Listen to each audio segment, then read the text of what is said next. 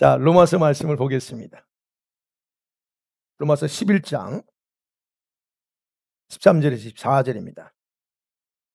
교독합니다. 내가 이방인인 너에게 말하노라.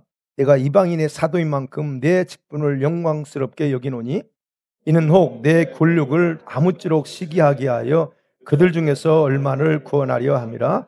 그들을 버리는 것이 세상의 화목이 되거든 그 받아들이는 것이 죽은 자 가운데서 살아나는 것이 아니면 무엇이리요? 제사하는 처음 익은 곡식가루가 거룩한 즉 떡덩이도 그러하고 뿌리가 거룩한 즉 가지도 그러하니라. 또한 가지 열마가 꺾이었는데 돌 감람나무인 너가 그들 중에 접붙임이 되어 참 감람나무 뿌리에 진액을 함께 받는 자가 되었은즉 그 가지들을 향하여 자랑하지 말라.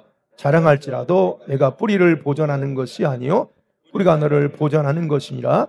그러면 내 말이 가지들이 꺾인 것은 나로 접붙임을 받게 하려 함이라 하리니 옳도다. 그들은 믿지 아니함으로 꺾이고 너는 믿음으로 섰느니라. 높은 마음을 품지 말고 도리어 두려워하라. 하나님이 원 가지들도 아끼지 아니하셨은즉 너도 아끼지 아니하시리라. 하나님의 인자하심과 준엄하심을 보라. 넘어지는 자들에게는 준엄하심이 있으니 너희가 만일 하나님의 인자하심에 머물러 있으면 그 인자가 너희에게 있으리라. 그렇지 않으면 너도 찍히는 바 되리라. 그들도 믿지 아니하는데 머무르지 아니하면 접붙임을 받으리니 이는 그들을 접붙이실 능력이 하나님께 있음이라. 내가 원 돌감나무에서 찍힘을 받고 본성을 거슬러 좋은 감람나무에 접붙임을 받았으니 원가지인 이 사람들이야 얼마나 더 자기 감람나무에 접붙임을 받으리야. 아멘. 자, 지난번에 봤던 12절까지 바울이 이스라엘에 넘어졌다 그럽니다.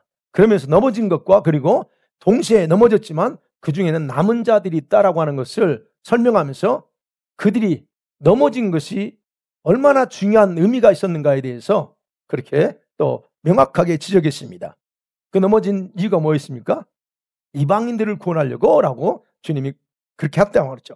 그리고 나서 이제 로마 교회가 성도들이 이방인입니다. 그 이방인 성도들을 향해서 조심스럽게 경고의 메시지를 기록하면서 그렇게 시작되는 구절이 오늘 13절부터 우리 같이 읽은 본문의 말씀입니다.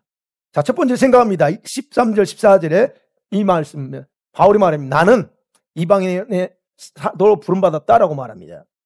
자, 사도행 13장에 보면 바울이요 바나바와 안디옥 교회에서 몇 년간 열심히 사역을 합니다. 그럴 때 그 교회는 얼마나 뜨거웠는지 여러분 아신 것처럼 최초로 그 교회 성도들 때문에 크리스찬이라고 하는 단어가 거기서 나요. 많은 사람들을 보고 이방인들이 진짜 그리스도인답다라고 얘기해요. 자, 그러면서 거기에 바나바와 사울을 포함해서 선지자들이 있었고 그 다음에 가르치는 교사들이로 부름받은 5명이 있었습니다. 근데 그 5명 중에 성령께서 그들에게 특별히 바나바와 사울을 따로 특별 선교 사역을 위해서 세우라고 하는 지시를 합니다. 자, 그 지시를 받고 두 사람이 최초의 선교사로 파송됩니다. 그리고 그들이 이제 1차 선교 여행을 떠납니다. 그들이 처음 떠난 지역이 사이프러스, 구브로입니다. 그리고 거기서 지나서 볼가라고 하는 지역으로 또 도시로 갑니다. 그 다음에 세 번째 도시 가는 지역이 어디냐면 안디옥인데 비시디 안디옥이에요. 지금 안디옥 교는 시리아, 지금의 시리아 이쪽에 안디옥이 있고 그 다음에 또 다른 지역이 안디옥이 있어요. 그게 비시디 안디옥입니다. 바울이 여기에서 복음을 전합니다. 처음에는 바울이 유대인들을 대상으로 복음을 전했습니다. 왜? 자기 동족이니까 또 그랬습니다. 그러다가 거기서 유대인들과 그리고 개종한 이방인들에게 이제 계속 복음을 전했는데 많은 유대인들이 그때 거기서 비시디 안디옥에서 예수를 믿는 그런 일들이 일어납니다. 자, 그러니까 이제 그 다음 일주일 후에 또 다음 주 안식일에 모여서 또 말씀을 전하려고 합니다. 자, 근데 성경 보니까 그때 그 다음 주 안식일에 그 도시 거의 모든 사람들이 다 바울의 복음을 들으려고 다 모였다 그래요. 근데 거기서 복음을 받아들이지 않았던 유대인들이 그 모습을 보고 시기심이 가득해서 바울을 대적하고 그리고 반박하면서 복음을 전하지 못하게 했다라고 말합니다. 자, 그런 사건이 있고 나서 바울이 선언하는 겁니다. 나는 이제 이방인으로 갈 거야. 그게 사도행전 13장 46절 48절 있습니다. 같이 볼게요. 시작. 바울과 바나바가 담대히 말하여 이르되 하나님의 말씀을 마땅히 먼저 너희에게 전할 것이로되 너희가 그것을 버리고 영생을 얻기에 합당하지 않는 자로 자처하기로 우리가 이방인으로 향하노라. 이방인들이 듣고 기뻐하며 하나님의 말씀을 찬송하며 영생을 주시기로 작정된 자는 다 믿더라. 예, 이때부터 바울이 이제 사역의 대상을 바꿉니다. 이방인으로 바꿔요. 자, 이러한 배경 속에서 바울은 지금 로마 성도들에게 자신이 바로 이방인을 위한 사명을 받았다라고 언급하면서 얘기하는 거예요. 그리고 그는 지금까지 이방인들을 위한 그런 사명을 아주 영광스럽게 생각했다 그래요. 13절이죠. 자기 직분을 영광스럽게 했어요. 그리고 목적도 분명히 있다 그래요. 그냥 가서 복음 전하라니까 그냥 복음만 전한 게 아니고 목적이 분명히 있어요. 그 목적이 뭐였는가를 그게 자기 내면에만 자기만 가지고 있어요. 그 가지고 있는 것을 오늘 표출해서 기록하고 있는 것이 14절입니다. 내가 복음을 전하는 그 열심을 보고서 유대인들이 시기심을 일으켜서 그리고 도대체 저 바울이 뭘 전하느냐 해서 시기심을 가지고 그래서 구원받는 일이 있었으면 좋겠다 하는 그 하나 아무것도 말하지 않았던 내면의 그런 열심, 목적을 그렇게 밝힙니다. 여러분 그런데요 사울이 사실 복음을 전파했을 때 당시 소아시아 지역이죠. 그리고 유럽 지역은 디아스포라 유대인들이 굉장히 많이 뿔뿔이 흩어져 살았어요. 그렇기 때문에 이방인들이 복음을 듣고 구원받은 것을 본 여러분 많은 유대인들이 진짜 시기심이 가득하게 되긴 했습니다. 자, 그것으로 유대인들이 회개하고 돌아왔다면 얼마나 좋아요. 근데 성경에 보면 유대인들이 회개하고 돌아왔다는 기록이 없습니다. 이방인들 중에서 이제 대표적인 이름들만 기록했습니다. 오히려 그들은 극도의 시기심을 가지고 어떻게 바울을 강하게 핍박하고 바울을 죽이는 시도를 합니다. 그것을 이제 피해서 결국 어떻게 로마 황제에까지 상소해요. 그래서 목숨을 부지합니다. 이게 성경의 팩트입니다. 그런데 중요한 것은 이 팩트가 황제한테 상소함을 통해서 죽지 않은 그 사실이 결국 뭐냐? 하나님은 황제의 법정에서 복음을 그때 당시 로마 황제죠. 그 법정에서 복음을 전파함을 통해서 하나님 그를 부르신 사명을 완수하고 결국은 순교당합니다. 바울의 사명이 뭘까요?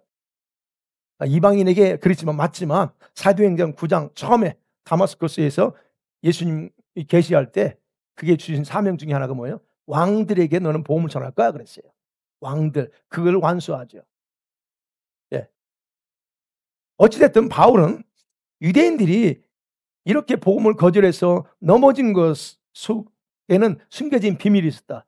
그 뭐예요? 그들의 시기심을 불러일으키는 것 그리고 그 결과 세상이 풍성하게 복음을 듣고 구원을 받는 것 이것이었다라고 분명히 말합니다. 자, 그러면 생각해봐요. 여러분 이스라엘이 무엇을 시기하게 했을까? 도대체 뭘 시기했을까요? 물론 1차적으로는 바울을 보고 저 잘못된 걸 전하니까 바울을 보고 처음에는 화가 나서 했을 거예요. 그래서 보면 바울을 시기한 게 아니고 보면 이방인들에게 넘어간 구원의 축복에 대해서 또는 자기들에게 주어졌던 모든 특권들이 여러분 이방인에게 넘어간 것에 대한 질투를 일으키려고 했다는 거예요. 사실은 자기를 질투하는 게 아니고 그거를 보고 자기들 뺏기면 안 되겠다는 거. 그러니까 이런 질투였는데 이 질투가 건전하고 정상적으로 유대인들에게서 작동됐다면 어땠을까요? 자기를 돌아보겠죠. 여러분과 제가 말씀 전할 때 여러분이 제대로 정상적으로 작동된다면 말씀 들을 때 어떻게 반응할 거예요? 정상적으로 반응한다면 그 말씀 속에서 하나님이 나한테 뭐라고 말씀하시는구나 라고 받을 거죠. 왜 목사님이 오늘 설교 저렇게 하지? 이게 아니고 하나님이 나한테 뭐라고 이걸 받으겠죠. 유대인들인 거예요. 그 질투는 좋은데 그 질투가 정상적이었다면 어떠냐는 거예요. 자신 돌아보고 회개했을 건데 그들은 어떻게 했어요? 아니 오히려 폭력을 쓰면서 정당화시켜요. 왜? 바울을 죽이려고 하는 거 정당하다. 왜? 저가 지금 잘못하고 있기 때문에. 이런 식으로 가는 거예요. 그러니까 바울이 외형적으로 보면 바울의 희망, 동족들이 시기심으로 돌아오는 건 성취하지 못했다라고 우리가 이게 판단해 볼 수 있습니다. 그래서 바울이 얘기하는 거예요. 이 넘어진 이스라엘 백성이 실패하고 넘어진 것은 이방인들만, 그래서 그 결과 엄청난 축복을 받게 됐다는 거예요. 자, 바울은 이것을 설명합니다. 15절에서 예수님의 화해 사역으로 설명합니다.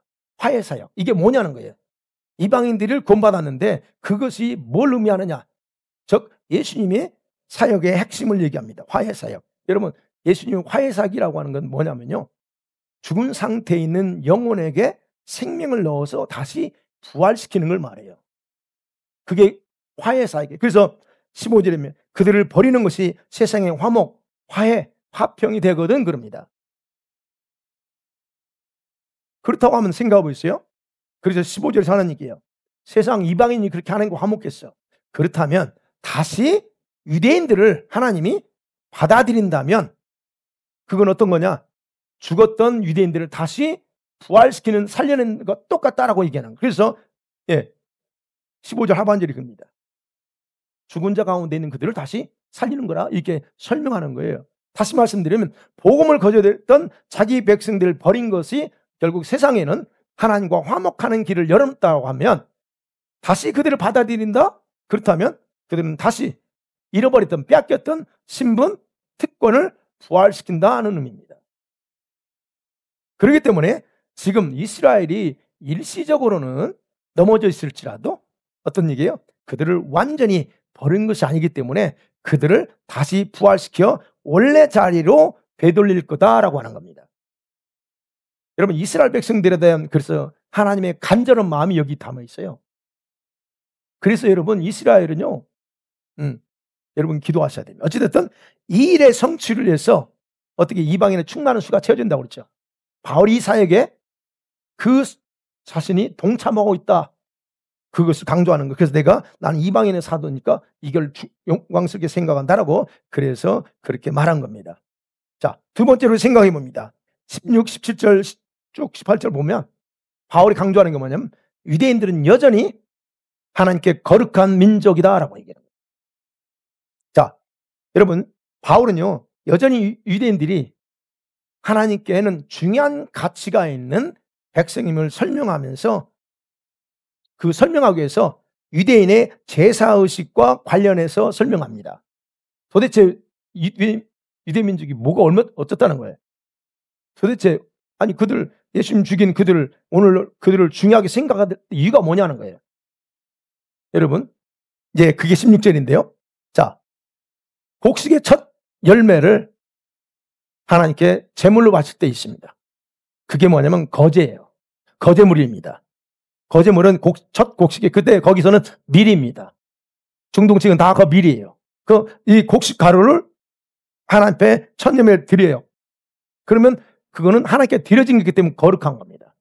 자, 우리가 이제 이런 거 다 하나님께 드리면 이걸 뭐예요? 한국말로 성물이라고 그래요.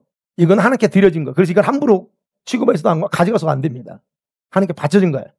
그런 것처럼 첫 열매 곡식 가루는 역시 하나님께 바쳐진 게 거룩해. 그리고 그 거룩한 가루로 뭘 만들까요? 빵을 만드냐.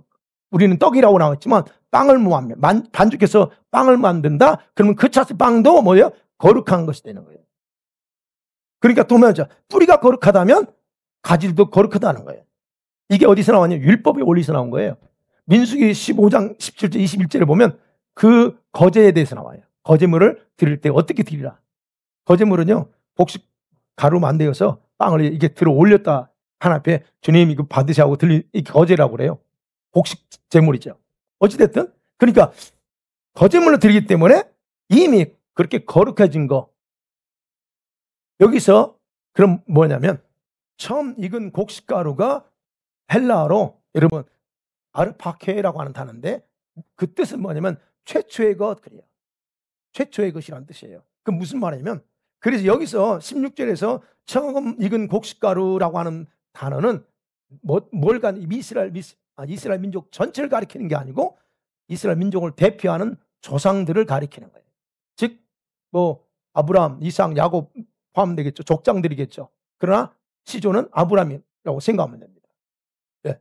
그리고 떡덩이는 뭘까요? 예, 이스라엘 후손들을 의미합니다. 바울이 지금 설명하고 싶은 그거예요. 그래서 뭡니까? 바울이 말하고 싶은 건 이스라엘의 뿌리가 되는 그 조상들이 거룩하기 때문에 그 가진 후손들도 여전히 거룩하다라고 하는 거예요. 여러분, 바울은 16절까지는 일부 유대인들이 버림받았지만 여전히 그들은 하나님께 중요한 백성임을 이렇게 강조하면서 이제 뭘 하냐면 이방인과 유대인과의 관계를 설명하기 시작하는 게 17절, 18절이에요. 제가 요약해 설명할게요. 17절, 18절을. 유대인은 거룩한 감람나무다. 그런데 이방인은 뭐냐? 너희들은 야생 감람나무야. 우리 한국 돌 감람나무라고. 이스라엘 가보면요, 이 올리브가 어마어마하게 큽니다. 굉장히 커요. 자, 그러면 이 거룩한 올리브 나무에서 몇 개의 가지가 딱 부러져 나갔어. 그리고 거기에다가 하나님이 야생 감람 올리브 나무 가지를 딱 갖다 붙였어. 자, 그 얘기하면 너희들 그 자리에 접붙임을 받아서 그 올리브 나무의 뿌리의 원액을 먹음을 통해서 지금 너희가 참 올리브 나무 가지처럼 됐다는 거예요. 설명하는 겁니다. 왜냐? 뿌리의 진액을 먹고 있기 때문에. 그럼 여기서 바울이 말하고 싶은 게 뭐냐는 거예요. 바울이 말하고 싶은 원리가 뭐냐면 이겁니다. 이방인들은, 저와 같은 이방인들은 유대인들 때문에 가치를 갖는다는 거예요. 가치, 밸류가 있어요. 우린 가치가 있는 거예요. 유대인이 이방인을 거룩한 백성으로 보존하고 있는 거지 우리가 이스라엘을 보존하는 게 아니라는 거예요.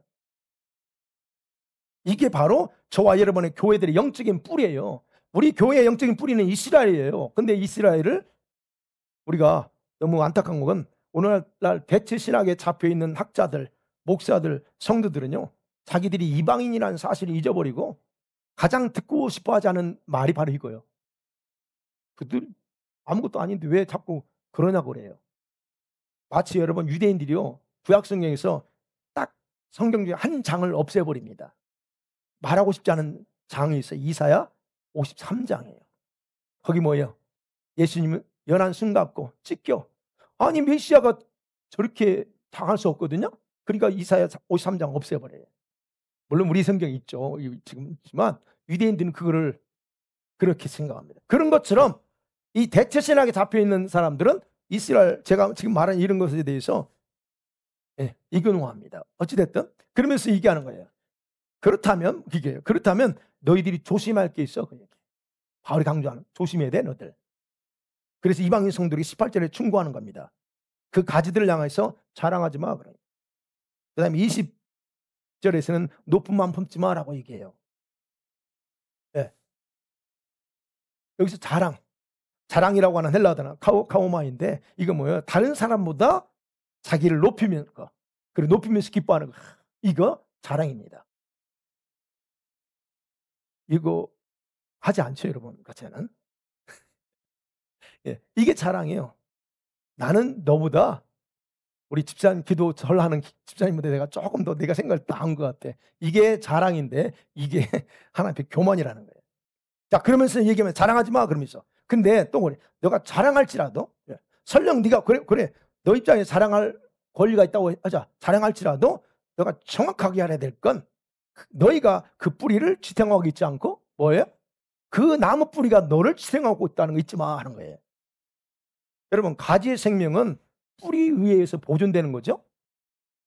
가지가 뿌리를 보존하지 않잖아요. 바울이 그 핵심입니다. 그러면 이스라엘은 예수님을 거부했기 때문에 진짜 참 올리브 나무에서 꺾여 있는 상태야. 일부.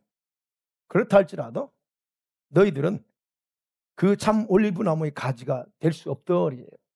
다만 붙어 있으면 생명을 유지하는 것뿐이야라고 하는 거예요.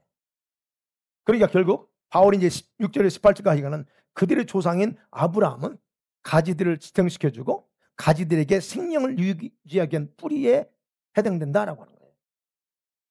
자, 그러면 이제 이렇게 바울이 설명합니다. 그때 바울이 참 서면서요, 상대가 뭔 얘기까지 할까 다 알아요. 그러면 19절이 그겁니다. 그러면 이 논리에 근거해서 너희들은 나한테 이렇게 말하겠지? 뭐예요? 아니, 유대인들이 떨어져 나간 것은 내가 거기에 접붙임 받게 하려고 하나님이 하신 거 아니에요? 라고 말할 거라는 거죠. 19절 그 얘기입니다. 그러니까 바울에게 논리적으로는 너희들이 말이 100% 맞다 그래요. 그렇죠. 옳도다 20절. 맞아. 그렇게 얘기합니다. 그들이 너희들과 다르게 불신으로 꺾였지만, 그래 너희들은 믿음으로 접붙임 받았어요. 그렇지만 바울이 그렇지만 나는 너희들이 염려스러워서 하는 말이야 라고 하는 거예요. 그래서 21절에서는 20절 그 중간에서는 하나님과 이스라엘 앞에서 높은 마음 품지 마 얘기하는 거예요. 왜냐하면 하나님께서 원가지들로 꺾었어. 21절이죠. 하나님께서 원가지들로 잘라버렸다면 너희들도 어떻게 해요? 마찬가지 한순간에 꺾을 수 있다 하게요. 그러니까 높은 마음 품지 말라는 거예요. 그래서 여러분, 교만을 처벌하는 주권은 사람에게 있지 않습니다. 오직 하나님의 손에 달려있다는 거예요. 여기서 바로 무엇이 교만일까요? 여러분, 교만의 태도가 뭔가를 여기서 조금 알 수 있어요. 네. 어떤 게일까요? 교만. 물론 여기서 보면 우리식으로 표현해서요, 복음을 거부하고 고통당하는 그들을 보고 쌤통이다. 네가 안 믿으니까 저러지. 네가 안 믿으니까 고통당하지. 네가 기도해야 되는데 기도 안 하니까 너 지금 그런 일이 당해. 우리가 이거 쉽게 그런 생각할 수 있어요. 특별히 목사님 저는 더 많이 생각할 수 있습니다.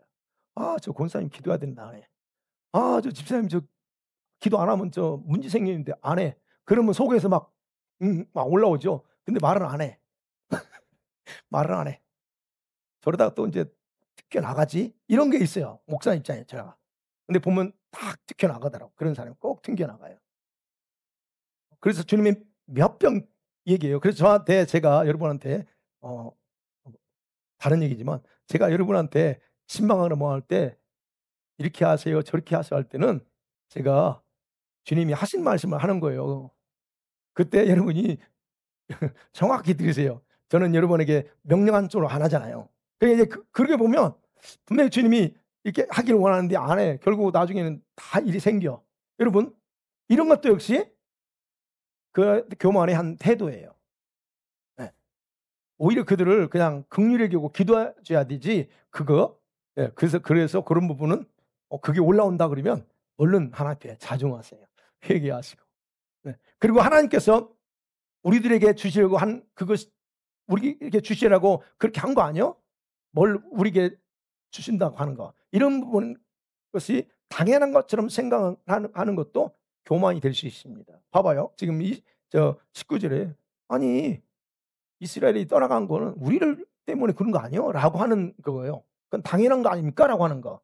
이것도 잘못하면 교만으로 가기 때문에 그렇다. 하나님은 당연히 내가 원하는 것 뭐든지 다 들어줘야 된다라고 하는 생각을 가지는 것도 사실은 심각한 교만 중에 하나입니다. 하나님은 마음이죠. 주고 싶으면 줄 수 있고 안 주고 싶으면 안 줄 수 있는데 왜 하나님을 향해서 투덜투덜하냐고. 이게 누구한테 홀리지 마세요.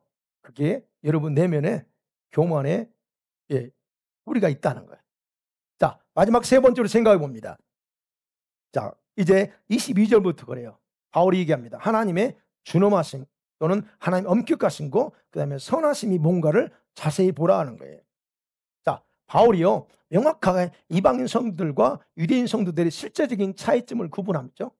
너희들은 거룩한 가지가 아니고, 이거 설명하죠. 그 차이점을 구분하면서 교만함을 경고합니다. 그래서 21절부터 그래요. 그러면서 하나님은 원가지들도 꺾었다면 너희들 꺾은 건 당연하다. 이게 바로 뭐에 근거해서 바울이 얘기하느냐? 하나님의 선하신 성품하고 그다음에 엄하신 성품에 근거해서 얘기하는 거예요. 자, 이 부분은 그래서 여러분 이 성품을 알지 못하면 여러분 오해합니다. 하나님이 어떻게 징계할 수 있어요? 하나님이 어떻게 내팽개칠 수 있어요? 아니, 이 성품을 알면 그만 못합니다. 하나님이 심판한 이유가 있어요. 뭐 때문에? 이 성품 때문에. 여러분, 하나님은 1차적으로 하나님은 기다리면서 자신의 뜻을 이루고 또 이루려고 합니다. 그래서 우리를 기다려줘요. 10년이든 20년이든 기다려줄 수 있습니다. 그런데 끝까지 거절하게 되면 하나님은 다른 대안을 가지고 스스로 일어나십니다. 대안을 찾아요. 그리고 거절한 그 사람은 엉뚱한 방향으로 흘러가 버립니다. 계속적으로 거부했기 때문에. 그래서 본문에 나온 것처럼 혈통적으로 이스라엘은 선택받은 백성일지라도 완악한 자들에게는 일시적이지만 단호하게 거절해요. 그들을. 그래? 거절했어요. 그럼을 통해서 자신이 얼마나 엄하신 분인가를 이렇게 알게 해준다는 그게 성품이에요. 우리가 자녀들을 혼내잖아요. 왜 혼내요? 다 그냥 사랑만 좋다고만 해주지. 안 하는 이유가 있죠? 똑같은 얘기 하나님도. 그러나 이제 보세요. 그러나 바울은 얘기합니다. 그러나 누구든지 하나님의 인자하심 안에 남아있으면 하나님의 인자하심은 떠나지 않는다 그래요. 자, 여러분 우리가 아는 것처럼 하나님은요 아무에게나 엄하게 자신을 나타내지 않아요. 그 인자하심의 한계에 도달했을 때 엄격하게 확 뭔가 하셔요. 여러분 저와 여러분이 불신앙이 아닌 믿음으로 그분의 인자하심에 거한다? 그러면 항상 하나님은 자신의 자비하심을 계속 부어줘요. 그러니까 우리가 지금까지 계속 살아오잖아요. 그런데 오늘 본문에 보면 넘어진 자에게는 인자가 아니고 준엄하심 또는 엄격함을 나타낸다. 22절 그랬죠. 그럼 여기서 넘어진 자가 뭐냐 하는 거 봐야죠. 넘어진 자. 이건 원어 그대로 보면 실족해서 믿음에서 떠나버린 상태에 있는 사람들. 그러면 여러분이 교회를 떠났다는 걸 얘기하는 게 아닙니다. 믿음에서 떠난 거예요. 교회를 떠나서다. 그걸 얘기하지 않습니다. 그러면 교회 안에서 넘어진 자들을 쉽게 표현하면 우리 교회 안에서 넘어진 자들이 있어요. 그 넘어진 자들이 누굴까? 자신의 믿음을 따르지 않고 살아가는 사람들, 그들이 넘어진 자예요. 여러분에게 주신 믿음, 그 믿음대로 살지 않는 게 넘어진 자예요. 실족했다는 거예요. 그래서 얘기하면 그런 사람들에게 준엄하심 또는 엄격함은 뭐냐? 아포토미아인데 헬라어로. 그 말은 그야말로 엄격하다는 거예요. 하나님이 그들을 대하는 규정이 딱 엄격하다. 그래서 하나님이 인자를 베풀어 주지만 믿음과 상관없는 생활을 하기 시작하는 성도들에게는 성도들이 삶 속에서 어느 시점이 되면 엄하게 다루기 시작한다 하는 의미입니다. 그래서 이런 하나님의 엄격하심이 집행된다면 그것이 스스로 감당하기 벅찰 수가 있는 거예요. 그런데 내 삶에 너무 감당하기 힘든 일이 생겨요. 자, 이러한 하나님의 엄격하심은 유대인뿐 아니라 구원받은 이방인들에게도 동일하게 적용된다 그래요. 그래서 바울이 교만하지 마 그래요.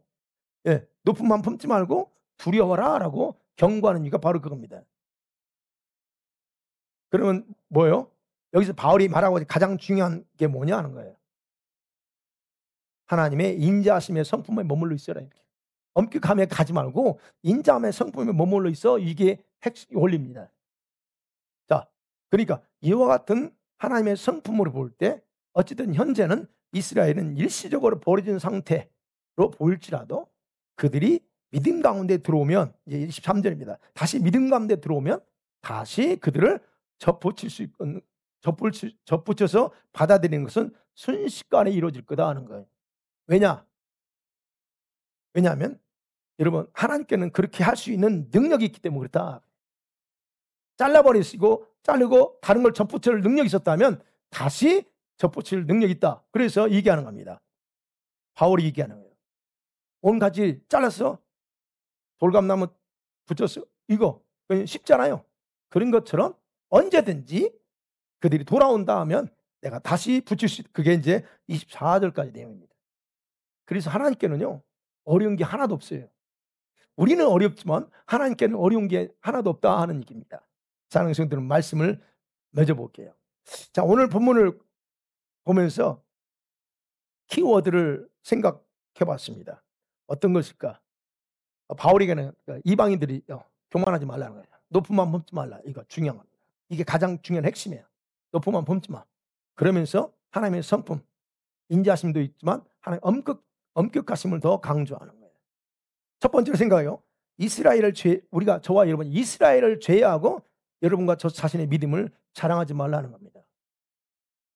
네.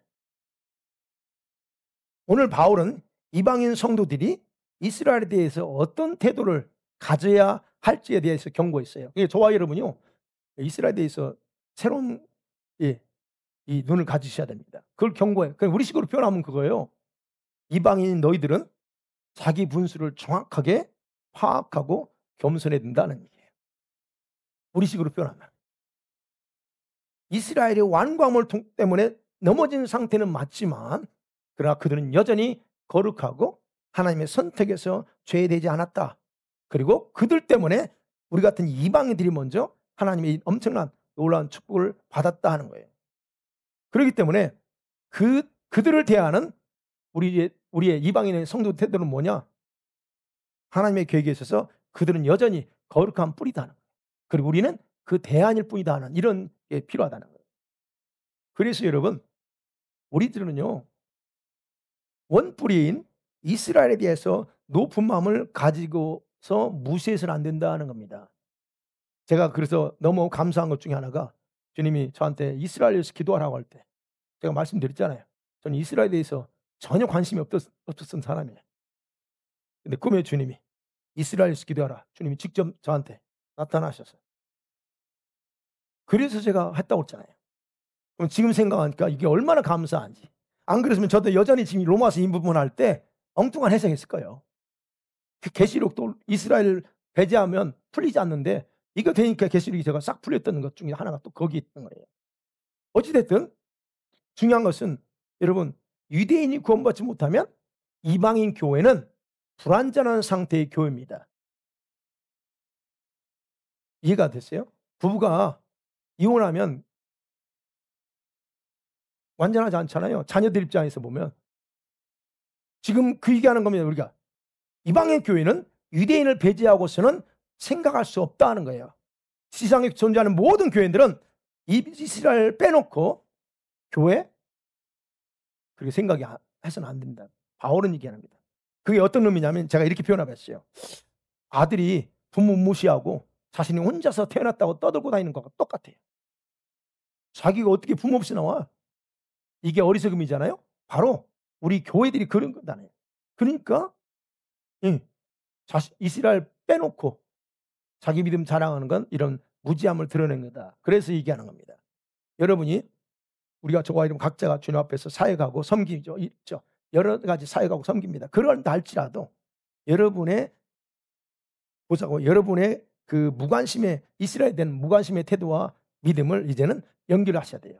이스라엘과 연결하고 그래서 새롭게 셋업 하셔야 됩니다. 저희 교회는 이스라엘 찬양을 참 많이 합니다.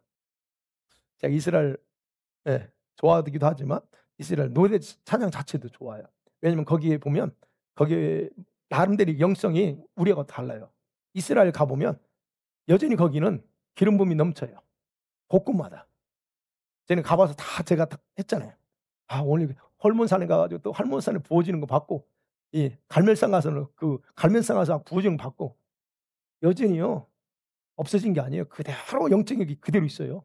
그렇다고 하면 그럽니다. 이게 왜 우리가 그래야 되냐? 왜냐하면 하나님께서 그렇게 처음부터 계획하셨기 때문에 그래요. 계획하셔서 그렇게. 그래서 교회는 이렇게 돼야 된다. 그래서 이게 온전해지려면 이스라엘에서 서야 된다. 그래서 우리는 이제 기도하셔야 돼요. 이스라엘의 안보, 이스라엘의 그 모든 정치, 경제 구원뿐만 아니라 남은 자들의 구원을 위해서도 여러분이 기도하면서 하나님의 뜻에 협력하셔야 됩니다. 지금도 하나님은 이스라엘을 위해서 쉬지 않고 일하세요. 여러분만 위해서 일하지 않습니다. 여전히 하나님은 이스라엘을 위해서 계속적으로 보세요. 지금 이스라엘 얼마나 주변에서 난리예요. 근데 하나님 그들을 딱 붙잡고 있습니다. 그래서 바울은 이걸 얘기하는 거예요. 이렇게 하는 것이 하나님 앞에서 겸손한 것이고 하나님을 두려워하는 태도다라고 오늘 본문에서 말합니다. 두 번째가 우리가 키워드 중에서 하나님 엄격하심을 두려워야 된다는 거예요. 여러분, 엄격하심을 오해하시면 안 됩니다. 하나님 엄격하다 하면 스트릭트한 걸 생각해요. 아니, 그거를 의미하지 않습니다. 하나님을 그래서 오해하면 하나님 무서운 분이라고 생각해요. 하나님 여러분 혹시 하나님 무서운 분으로 생각하시는 분 계세요? 여러분 진짜 하나님 잘못 만난 거예요. 하나님 무서운 분 아니에요. 그래서 오해하면 이렇게 무섭다고 생각해. 그래서 뭐 하면 그냥 그분이 뭔가 확 이렇게 심판할 것 같고, 이거 잘못된 겁니다. 어쨌든 하나님의 인자하심과 성품 중에 인자하심과 엄격하심이 있는데, 하나님의 인자하심 풍성한 하나님은 저와 여러분을 위해서 필요하다면 무엇이든지 역사할 수 있는 능력이 있는 분이십니다. 아멘. 그렇다고 한번 생각해서 어떤 능력이 있는지. 여러분, 주님을 한동안 거절했다가도 믿음으로 다시 돌아오면 완전함으로 다시 회복시킬 수 있는 능력을 가지고 있어요, 하나님은. 그죠? 여러분이 절실하게 필요한 것을 요청합니다. 하나님, 이거 어떻게 해요? 할 때 환경도 바꿔버려요. 사람의 마음도 바꿔서 유리하도록 역사할 수 있는 능력도 그분이 가지고 계십니다. 이런 건 여러분 직접 경험해 보셔야 돼요. 하나님 환경을 바꿔버리고 사람의 마음도 바꾸는 걸 저는 경험했기 때문에 당당히 얘기하고 말하는 거예요. 관계가 쪼개졌습니다. 근데 쪼개진 관계를 다시 접붙일 수 있는 능력도 그분한테 있습니다. 하나님 하실 수 있는 능력. 마음이 상했어. 마음이 뭉개져가지고 그냥 힘들어. 근데 그것도 고치고 새롭게 할 능력도 누구한테 있느냐? 오직 하나님만이 가지고 계신다는 거예요. 그러니까 이런 능력을 가진 그분이 인자를 베풀어 주는 거예요. 그렇지만 우리가 그래서 하나님은 아무에게나 엄격하게 하지 않아요. 오해하시면 안 돼요. 아무에게나 엄격하지 않습니다. 그래서 항상 사랑과 자비가 넘치지만 실족에서 믿음에서 떠나 살아가는 사람들에게는 이제 엄격함의 줄자로 재기 시작합니다. 이게 넘어가는 거예요. 그래서 지금 엄격한 것은 하나님의 공의의 성품입니다. 공의. 그래서 항상 하나님의 공의는 원리의 원칙에 따라 작용돼요. 그냥 움직이지 않아요. 네. 그래서 기억하셔야 될 거는 아까 말씀드렸지만 뭐 내가 한 가지 잘못했다고 그거 가지고 그냥 된통 막 이런 분이 아니에요. 그리고 이 하나님의 엄격하신 성품은 인자하심의 성격을 어게인스트하지 않습니다. 무슨 말씀이냐면 여러분이 혹시 하나님의 인자하심을 받고 살면서 한 가지 잘못한 것 가지고 한 가지 10가지 예를 들어서 10가지 잘못한 것 가지고 부모처럼 엄한 부모처럼 하나하나 따지면서 지적하면서 스트레스 주고 징계하지 않는다는 거예요. 스트레스 주죠. 우리 아이들 얼마나 스트레스 받을까. 공부 안 한다고. 아이고 남편 때문에 아내가 스트레스 받고 아내가 얼마나 남편 스트레스 줘요. 이렇게 하지 않는다는 거예요. 엄격하신 하나님 그러니까 이렇게 만일에 이거예요. 여러분이 만일에 하나님의 엄격하심에 노출됐다. 예를 들어서 그렇다면 그럴 때 돌이키면 어떻게 해요? 돌이키면 하나님의 인자하심을 바꾼다는 거예요. 그래서 하나님의 엄격하신 그 성품은 인자하심의 성품 대응하지 않고 언제든지 바꾼다는 거예요. 네. 이것이 바로 하나님의 엄격하신 성품이고 인자하심의 성품입니다. 자, 그래서 이번 한 주간을 여러분 제가 바라기는 우리 교회는 이스라엘 위해서 기도하고 또 협력도 하고 하지만 여러분 이스라엘의 구원과 보호를 위해서 일하시고 계시는 그 하나님의 마음을 좀 더 파악하면서 겸손함으로 하나님의 그 사역, 여러분 이스라엘 위해서 기도가 하나님의 사역을 돕는 거예요.